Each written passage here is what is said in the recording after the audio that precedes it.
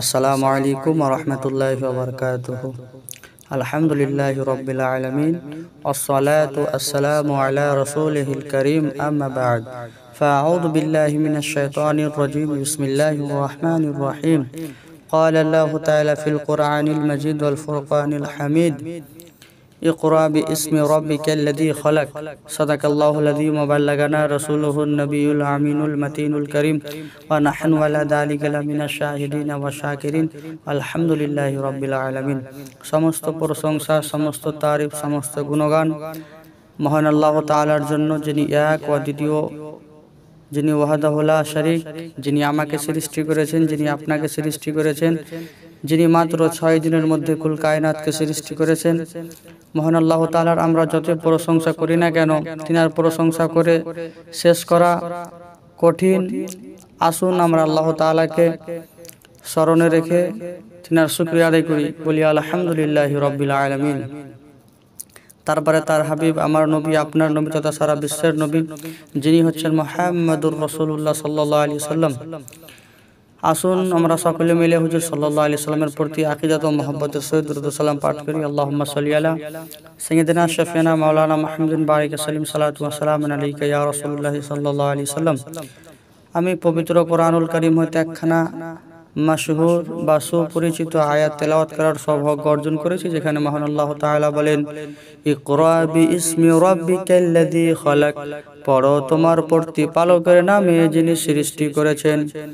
এই আয়াত থেকে দুইটা জিনিস স্পষ্ট হয়, যে মহান আল্লাহ তাআলা আমাদের সৃষ্টি করেছেন এবং আল্লাহ তাআলা আমাদের পড়তে বলছেন।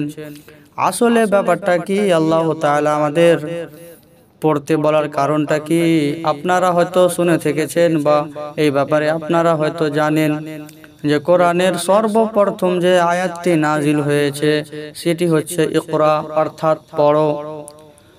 যদি আপনার মধ্যে জ্ঞান থাকে তাহলে আপনি আল্লাহ তাআলাকে রাজি করে নেবেন। যদি আপনার মধ্যে জ্ঞান থাকে তাহলে আপনি আল্লাহ তাআলাকে সন্তুষ্ট করতে পারবেন। যদি আপনার মধ্যে জ্ঞান থাকে তাহলে আপনি নামাজ পড়বেন। যদি আপনার মধ্যে জ্ঞান থাকে তাহলে আপনি রোজা রাখবেন। যদি আপনার মধ্যে জ্ঞান থাকে তাহলে আপনি হজ পালন করবেন।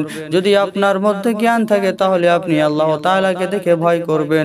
যদি আপনার মধ্যে জ্ঞান থাকে তাহলে যখন কোনো আপনি অবৈধ বা অশ্লীলতা কাম করবেন, আপনি শতবার ভাববেন, কেননা আমি যে কাজটা করতে যাচ্ছি কেউ দেখুক কিংবা না দেখুক, কিন্তু আমার আল্লাহ তাআলা সেই জিনিসটি দেখছে, বা আমি যে কর্মটা করতে যাচ্ছি সেই কর্মটা একমাত্র আল্লাহ তাআলা দেখতে পাচ্ছেন। যদি আপনার মধ্যে জ্ঞান থাকে তাহলে আপনি ভয় করবেন কোনো অশ্লীলতা কাজ করতে গিয়ে, কেননা আপনার মধ্যে ইলম আছে, আপনার মধ্যে শিক্ষা আছে। আর যেই ব্যক্তির মধ্যে শিক্ষা থাকে সেই ব্যক্তি অত্যন্ত আল্লাহ তাআলাকে দেখে ভয় করে। কারণটা হচ্ছে যে আল্লাহ তাআলা আমাদের পড়ার কথা বললেন, কেননা যদি আমরা পড়ি তাহলে আমরা আল্লাহ তাআলাকে জানতে পারবো। যদি আমরা পড়াশোনা করি তাহলে আমরা মহানবী সাল্লাল্লাহু আলাইহি সাল্লামকে জানতে পারবো।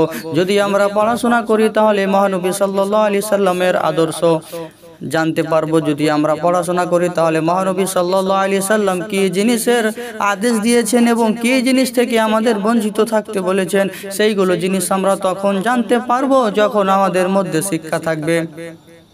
উদাহরণস্বরূপ, যেমন সুদ খাওয়া হারাম, এই জিনিসটা আপনি তখন জানতে পারবেন বা শুনতে পাবেন যখন আপনি জানবেন যে সুদ হচ্ছে হারাম। এই জিনিসটা আপনি তখন জানতে পারবেন যখন আপনি পড়বেন যে মহান আল্লাহ তাআলা সুদকে হারাম করে দিয়েছেন বা অবৈধ করে দিয়েছেন। বা হয়তো আপনি কোনো যোগ্য আলিমের মুখ থেকে শুনলেন যে মহান আল্লাহ তাআলা সুদকে হারাম করেছেন বা অবৈধ করেছেন। এইগুলো ব্যাপারে আপনি তখন অবগত হতে পারবেন যখন আপনি ইলমে দিনের শিক্ষা অর্জন করবেন, ইলমে দিনের জ্ঞান অর্জন করবেন।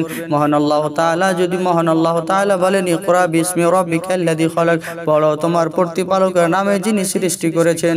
যদি আপনি পড়েন তাহলে আপনি বুঝতে পারবেন বাবা মায়ের কিভাবে খিদমত করতে হয়, বাবা মায়ের কিভাবে যত্ন করতে হয়। কেননা আজকে একটা জিনিস দেখা যায় আমাদের জেনারেশনে, আজকে আমাদের বাবা মায়েরা নিজের ছেলেকে যত্ন করে টাকা পয়সা খরচ করে বাইরে পড়াশোনা করিয়ে যখন ছেলেরা চাকরি পেয়ে যায়, যখন ছেলেরা নিজের জীবনে প্রতিষ্ঠিত হয়ে যায়, তখন কিন্তু তিনারা নিজের ভাবনা ভাবতে থাকে।